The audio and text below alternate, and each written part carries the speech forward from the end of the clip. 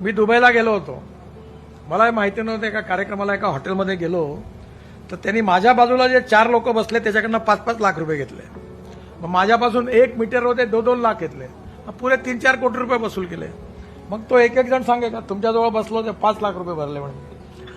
आता आपण म्हणजे चवन्नी छापा कुठेही चौकात उभं राहिलो, लाऊडस्पीकर बाई भाषण देतो, मला का माहिती का 5 लाख रुपये देणार आपल्या बाजूला बसेल म्हणून. त्याच्यामुळे त्यांना महत्व होतं, कारण पैसे होते.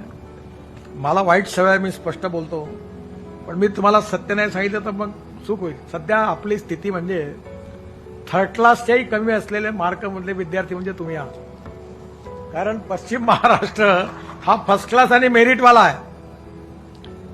म्हणजे तिथे जे लोक आहेत त्यांचं जे जिज्ञासा आहे, अभ्यासू वृत्ती आहे, ती ना आपल्यामध्ये फरक आहे.